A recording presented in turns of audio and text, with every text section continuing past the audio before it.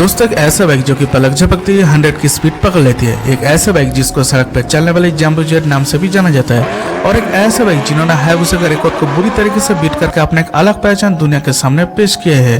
जी हाँ दोस्तों, the none other than one and only Kawasaki Ninja एच2R। दोस्तों अगर आप थोड़े से भी बाइक के बारे में चर्चा रखते हैं तो ऐसा हो ही नहीं सकता कि आपने कावासाकी ब्रांड के बारे में ना सुना हो। बट दोस्तों क्या आपको पता है कि इस ब्रांड के सक्सेस स्टोरी के बारे में? अगर आपको नहीं पता है तो आइए जान लेते इस छोटी सी वीडियो के अंदर।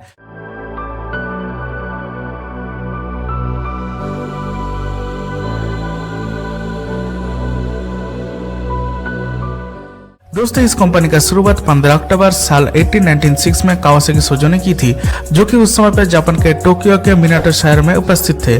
लेकिन इस कंपनी अपने शुरुआती दौर में ना तो कोई भी बाइक बनाती थी और ना ही इनका बाइक बनाने का कोई भी मोटिव था। हो सकता है कि शायद ही आपको इसी के बारे में ना पता हो, तो ये कंपनी को शुरुआत में हेवी इंडस्ट्री नाम से एस्टेब्लिश किया गया था, क्योंकि उस टाइम पे शिप्स बनाना, रेल रोड, रेल के इंजन यानी कि लोकोमोटिव्स मैन्युफैक्चरिंग, हेवी कंस्ट्रक्शन, इसके अलावा पावर प्लांट, स्टेशन, यहाँ तक कि जेट प्लेन के इंजन को भी बनाती थी। एंड ये सब आज भी बरकरार रखते हुए इस ब्रांड को हम सिर्फ बाइक मैन्युफैक्चरिंग के लिए पहचानते, जो कि बिल्कुल भी ऐसा नहीं है। दोस्तों जबकि 60 के दशक में कावासाकी ने मोटरसाइकिल बनाने के बारे में सोचा था तो उनके इसके बारे में टोटल जीरो नॉलेज थी। हाँ दोस्तों, सुनने में काफी अजीब लगेगा बट यही असली सच्चाई है। तो इस प्रॉब्लम के सॉल्यूशन के खोज में कावासाकी ने क्या किया, उस टाइम पे जापान के एक मशहूर ब्रांड जो कि non for litre class bike manufacturing brand and जिसका नाम था मैक ग्रुप, एंड उनके साथ एक एग्रीमेंट थ्रू पार्टनरशिप किया था कावासाकी ने, जो कि उस टाइम के हिसाब से अगर देखा जाए तो 500 सीसी का बाइक बनाया करती थी मैक ग्रुप।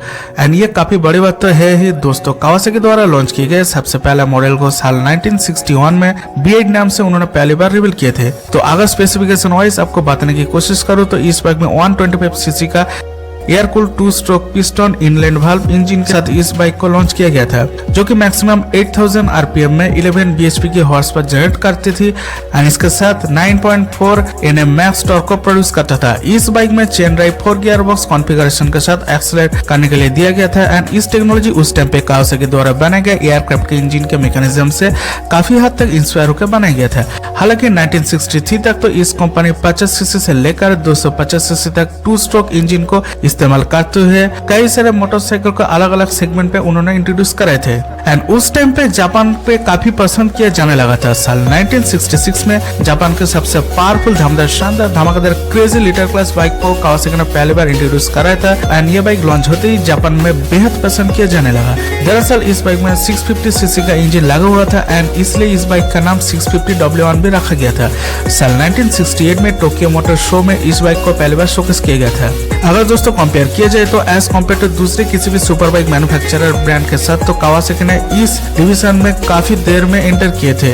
एनीवे साल 1969 में कावासाकी की मोस्ट पॉपुलर बाइक यानी कि मार्क 3, जिसको H1 नाम से भी जाना जाता था, जो कि उस समय पर दूसरे किसी भी पॉपुलर बाइक से बिल्कुल ही अलग अपीयरेंस रखता था। ऐसा इसलिए क्योंकि इसमें 500 सीसी का एक नहीं दो नहीं बल्कि ट्रिपल सिलेंडर इंजन लगा हुआ था। अगर देखा जाए तो आमतौर पर उस समय पर कोई भी लिटर क्लास मोटरसाइकिल में 2 सिलेंडर इंजन होते थे, लेकिन कावासाकी ने सोचा क्यों ना हम इसको फाइटर जेट बना दिया जाए एंड इसलिए दूसरों से बिल्कुल अलग अप्रोच रखते हुए इसमें 3 सिलेंडर के साथ इस बाइक को लॉन्च किए थे, जो कि लॉन्च होते ही सड़क पर तहलका मचा दिया था। एक तो दमदार तेज रफ्तार के साथ यूनिक साउंड एंड रोड पे हेवी अपीयरेंस, जो कि इस बाइक को और भी अपने खास जगह बनाने के लिए पुश करता था। यह बाइक का तेज रफ्तार एंड इसके शानदार परफॉर्मेंस की वजह से 70 के दशक पे यह बाइक इतना ज्यादा पसंद किया जाने लगी थी जिसका कोई हद नहीं थे।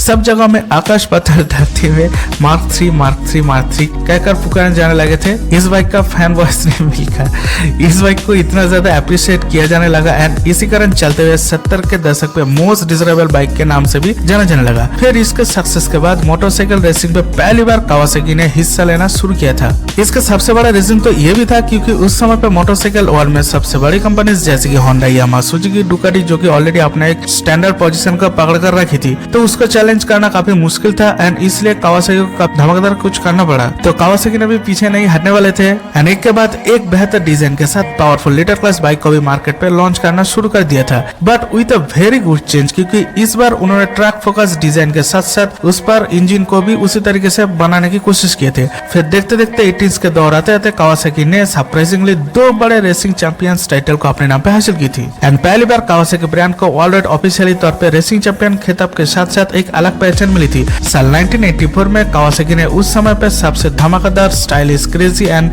साथ ही साथ बेस्ट एडवांस टेक्नोलॉजी को बरकरार रखते हुए पहली बार एक सुपर बाइक को लॉन्च किया था, जिसका नाम था निंजा 900। अगर देखा जाए तो उस समय पे यह बाइक सबसे ज्यादा एडवांस्ड और मोस्ट पावरफुल इंजन थी, क्योंकि सबसे पहले अगर कोई भी बाइक में लिक्विड कूल इंजन का टेक्नोलॉजी दिया गया था तो वो है सिर्फ निंजा 900 में, जो कि 16 वाल्व के साथ साथ liquid cooled inline 4 cylinder engine. So आप खुद ही समझ के देखिए उस टाइम पे ये बाइक कैसे अपना जलवा दिखाने लगी थी। 115 bhp के साथ 85 Nm टॉर्क को मैक्सिमम ये बाइक प्रोड्यूस करने में सक्षम थी और इस बाइक का रफ्तार 243 km/h की स्पीड, जो कि उस समय पे हिसाब से बहुत ही ज्यादा तेज हुआ करती थी एंड इसलिए इसको एकमात्र पावरफुल बाइक भी माना जाता था और यहाँ से निंजा का पहली पहचान मिली थी। यह बाइक मार्केट पे इतना ज्यादा सक्सेसफुल साबित हुई थी कि जिसके कारण चलते हुए कावासाकी को मोटरसाइकिल के दुनिया में होंडा, यामा और सुजुकी के साथ एक खास पहचान को दिला दी थी। देखते देखते हर एक इंडिविजुअल स्पोर्ट्स बाइक लवर का यह bike most popular sports bike बन गई थी। हालांकि कावासाकी ने एक के बाद एक निंजा मॉडल का टाइम पे लॉन्च किया करता था, निंजा ZX-7R, निंजा ZX-6R, जो कि ताकत के मामले में ये दो बाइक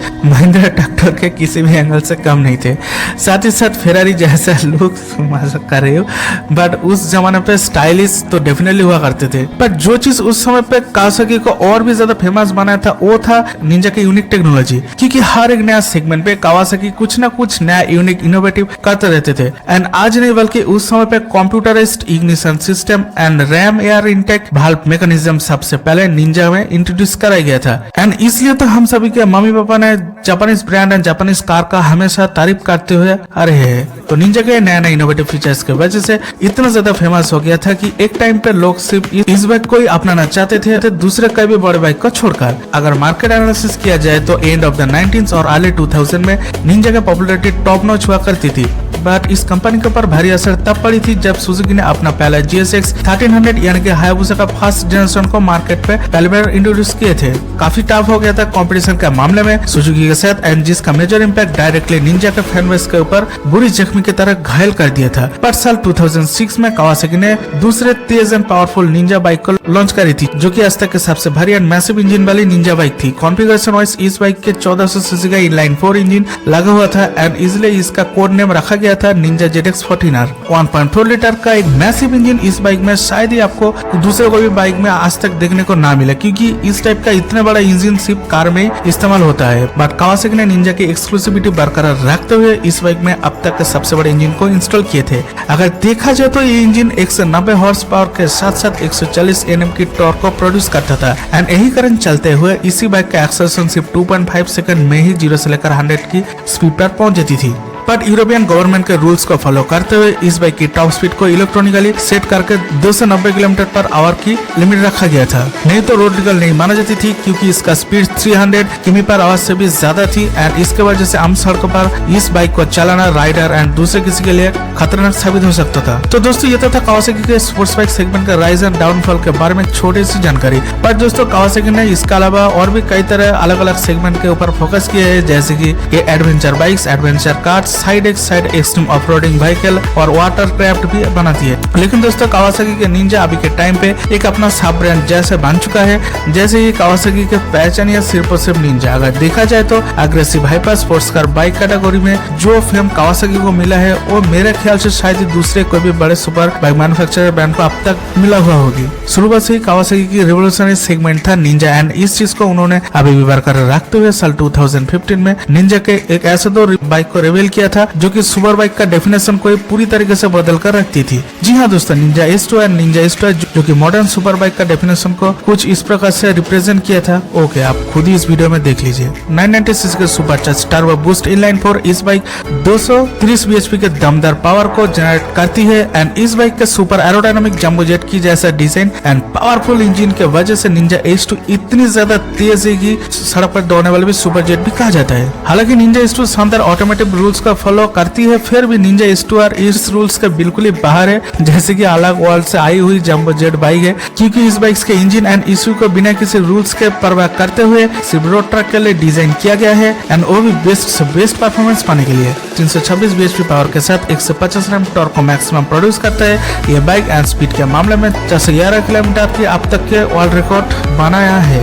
दोस्तों इस बाइक में जरा से भी परफॉर्मेंस में डिक्रीमेंट ना हो इसलिए रोड सेफ्टी पार्ट्स नहीं लगाए गए हैं एंड इसी वजह से गवर्नमेंट रूल्स के खिलाफ है ये bike. Basically brand promotion and custom residents में इस बाइक को टेस्ट किया जाता है एंड शायद ही आपने 2015 में टार के ब्रिज में किया हुआ रिकॉर्ड को यानी कि 400 किमी पर आवर जो रिकॉर्ड निंजा ने पहले बार किए थे उसी के बारे में यूट्यूब में बहुत सारे वीडियोस भी देखे होंगे। एंड 2015 में निंजा को the fastest super bike production का खिताब भी मिल चुका था, जो कि अब तक के कोई भी मॉडर्न सुपर बाइक इस रिकॉर्ड को नहीं तोड़ पाए है। इस बाइक को ऑलरेडी पॉपुलरिटी के बाद निंजा ने ZX10R, Z900 ये दो सेगमेंट को लॉन्च करी थी। साल 2019 में निंजा के इनलाइन 4 ZX250R को इंडोनेशिया एंड जापान में लॉन्च किया गया है एंड ग्लोबली भी इसको लॉन्च किया है, जो कि मेरे काफी पसंदीदा बाइक में से एक है। दोस्तों पता नहीं इंडिया पे कब निंजा 250cc सेगमेंट का बाइक को लॉन्च करेंगे एंड मेरे हिसाब से अगर निंजा छोटे सेगमेंट के कोई भी बाइक को इंडिया पर लॉन्च करती है तो नो डाउट ये शोर मचा देगी।